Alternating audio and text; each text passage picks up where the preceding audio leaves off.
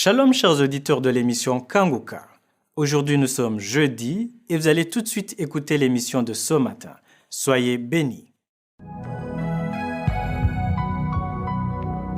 C'est une joie pour moi de vous accueillir une fois de plus dans l'émission Kanguka. Mon nom est Chris Nkumana. Aujourd'hui, nous sommes jeudi. Ça fait déjà quelques jeudis que je prodigue des conseils aux parents ayant des enfants en âge de se marier. J'ai à cet instant une inspiration du Saint-Esprit à communiquer. Je souhaiterais en effet m'adresser surtout aux parents nés de nouveau pour attirer votre attention sur la position de la parole de Dieu au sujet du mariage de vos enfants, garçons comme filles. Jusqu'ici, je parlais en particulier aux parents ayant des filles, mais cette vérité concerne aussi ceux ayant des garçons. Ce qui m'a poussé à parler au premier est le fait que la dot est versée aux parents de la fille et que ces derniers doivent donner leur accord avant que la fille ne quitte la maison familiale. La parole de Dieu montre clairement que pour qu'une fille puisse se marier, son père doit donner son accord. Quand Paul écrit aux Corinthiens, il leur dit qu'un homme qui marie sa fille fait bien. En d'autres mots, il a l'autorité de marier sa fille. La parole de Dieu donne l'autorité au père de la fille de la marier. Il est avantageux que nous le comprenions, qu'il soit né de nouveau ou pas, qu'il connaisse Dieu ou pas, s'il est ton père, il a l'autorité de te marier en cette qualité. À toi, fille qui m'écoute, si ton père refuse de te donner un mariage, s'il refuse que tu partes, j'aimerais te demander une chose. Ne fais pas le bras de fer avec lui, au contraire, prie afin que tu reçoives sa bénédiction avant de partir, car ton père détient cette autorité, sauf s'il n'est plus. Si ton père est déjà décédé, l'autorité revient à ta mère et la famille de ton père.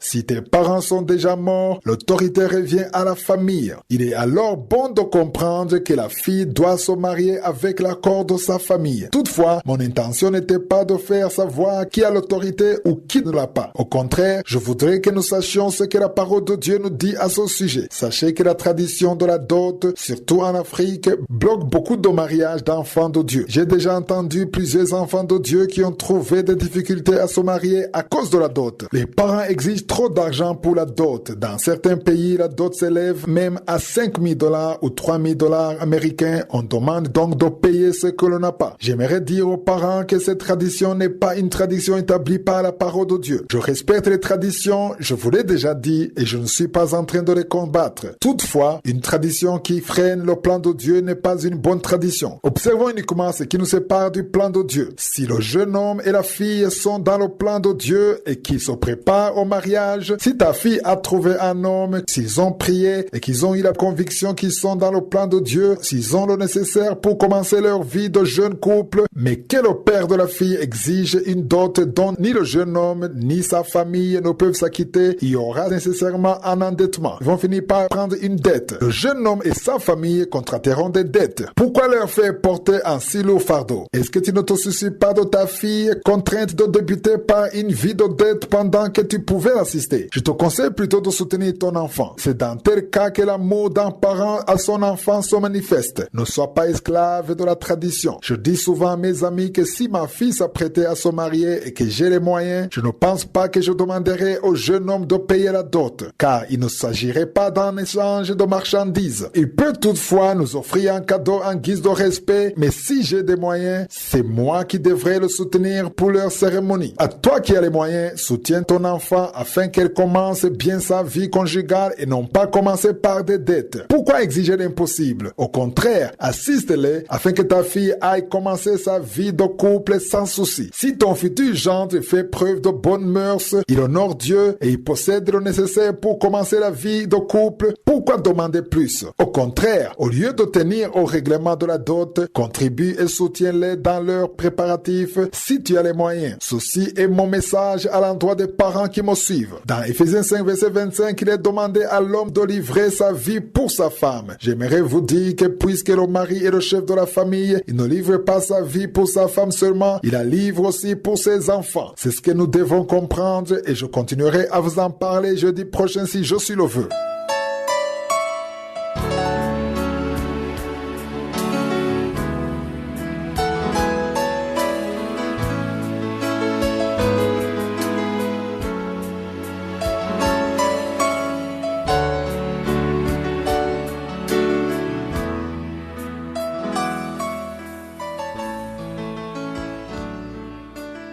Nous sommes à présent engagés en deuxième partie dédiée à l'enseignement et poursuivons l'étude de la lettre de Paul à l'église d'Éphèse. Hier, nous étions encore au chapitre 5 où je vous montrais le rôle des hommes et ce que la parole de Dieu exige d'eux. Nous avions passé du temps à débattre du rôle des femmes et notamment la soumission à leur mari en toutes choses comme au Seigneur. Ensuite, je me suis adressé aux hommes en leur indiquant la recommandation puissante de la parole de Dieu, à savoir qu'ils doivent livrer leur vie pour leurs femmes et prendre soin d'elles. Au verset 25, il est écrit: Marie, aimez vos femmes comme Christ a aimé l'Église et se livrer lui-même pour elle. Que veut dire te livrer pour ta femme? Cela signifie que tu dois t'assurer que ta femme va bien, qu'elle ne manque de rien. Si elle a un souci, vous le partagez et vous trouvez la solution ensemble. Tu prends soin d'elle comme un berger le fait pour ses brebis, car Christ prend aussi soin de son Église qui est l'épouse de Christ selon la Bible. L'Église est l'épouse de Christ. Comme Christ prend soin de son Église, prends aussi soin de ta femme. Christ a accepté de mourir pour son épouse, tu devrais également accepter de mourir pour ta femme. S'il faut que tu sacrifies ta vie pour elle, il faut que tu acceptes de payer ce prix pour ta femme. J'ai déjà entendu des histoires dans des couples où lorsqu'il y a quelque chose qui dérange pendant la nuit, l'homme court se cacher sous le lit et demande à la femme d'aller regarder ce qui se passe. Ce n'est pas la femme qui doit aller inspecter, c'est plutôt toi, homme, qui dois aller voir ce qui se passe, car c'est toi qui dois livrer ta vie pour elle et s'appuie sur toi, et c'est à toi de la protéger selon la parole de Dieu. Tu ne protèges pas toutefois ta femme seulement, tu dois aussi protéger tes enfants. Puisque Dieu t'a fait chef de cette maison, c'est toi qui dois prendre les devants. Ce n'est pas ta femme qui va prendre les devants, car Christ a pris les devants. C'est lui qui est mort pour nous, c'est lui qui a livré sa vie. Tu dois aussi livrer ta vie pour ta femme. En cas de difficulté, il n'est pas bon que l'homme assigne à la femme des tâches lourdes. C'est plutôt l'homme qui doit s'occuper des choses lourdes, car c'est ce que la parole de Dieu dit. C'est l'homme qui doit s'occuper des tâches lourdes, car ta femme est là pour t'aider. Comprenez bien ceci. Ta femme est une aide pour toi et te conseille. Écoute ses conseils. Elle est une aide pour toi. Elle est venue te soutenir dans le couple. Ce n'est pas l'homme qui est venu soutenir la femme. C'est plutôt la femme qui est venue soutenir l'homme selon la vision de Dieu. Toutefois, c'est à l'homme qu'il est demandé de livrer sa vie pour sa femme. Lisez bien le verset 25. Ce n'est pas la femme qui livre sa vie pour l'homme. C'est plutôt l'homme qui doit livrer sa vie pour sa femme, car l'homme est l'image de Christ et la femme est l'image de l'Église. Voilà ce que vous devez comprendre. Comprenez cela d'une façon spirituelle et adoptons la vision de Dieu. Je dirais qu'il y a aujourd'hui du désordre dans l'Église, car les gens marchent actuellement selon la perception du monde. Au sujet de la prière, j'ai précisé ce que Pierre écrit dans 1 Pierre 3 verset 7, où il montre clairement que l'homme doit prendre soin de sa femme et la protéger, car s'il ne le fait pas, sa prière se heurtera à des obstacles. Il est écrit: afin que rien ne vienne faire obstacle à vos prières. À l'intention des hommes qui me suivent, si vous ne prenez pas soin de vos femmes, si vous n'honorez pas vos femmes, si vous les maltraitez, si vous les frappez ou si vous les dénigrez, sachez que vos prières n'iront pas loin. Il n'y aura pas de puissance dans vos prières. Il y aura des choses qui viendront faire obstacle à vos prières. Vos prières n'auront pas de puissance. Il est alors bon que s'il y a un souci entre toi et ta femme, tu en discutes avec elle, afin que vous trouviez la solution, afin que le souci disparaisse et que l'entente revienne. Car souvent, s'il n'y a pas d'entente dans le couple, ta prière n'ira pas loin. Il y aura des choses qui viendront faire obstacle à ta prière, comme nous le lisons dans 1 Pierre 3 verset 7. Il faut qu'il y ait une solution entre vous deux. Fait qu'il y ait un climat d'entente entre toi et ta femme, afin qu'il y ait une communication et que ta femme se sente honorée, protégée et aimée. Car s'il y a une chose dont la femme a besoin le plus, c'est de se sentir aimée avant toute autre chose. L'homme a besoin de se sentir respecté, mais la femme a besoin de se sentir aimée. Si ta femme ne se sent pas aimée, elle ne sera pas en sécurité dans son cœur. Elle a besoin de le voir, tout comme elle a besoin de l'entendre. En Afrique, les hommes trouvent toujours des difficultés à dire à leurs femmes qu'ils les aiment. Toutefois, il est bon que tu le lui dises. De la même façon que tu le lui disais souvent durant les fiançailles, il faut continuer à le lui dire, même aujourd'hui dans le mariage, car elle a besoin de l'entendre. Les oreilles des femmes ont besoin d'entendre de la bouche de leur mari qui les aime. Une femme a besoin de ça. Elle a aussi besoin de se sentir en sécurité dans son cœur. Elle a également besoin de se sentir protégée et vivre avec un mari prêt à livrer sa vie pour elle. En agissant de la sorte, sache que ta prière revêtira de la puissance. Il se peut que tu ne parles pas à ta femme. Imagine un homme et une femme qui peuvent passer 2 jours sans se parler. Si tu ne parles pas à ta femme, sache que ta prière n'a aucun effet effet et ne revêt aucune puissance. C'est une chose que nous devons comprendre car c'est ce que la parole de Dieu dit. Avant de nous retrouver demain, je vous demande de lire le 6e chapitre. Que Jésus vous bénisse. Passez une excellente journée.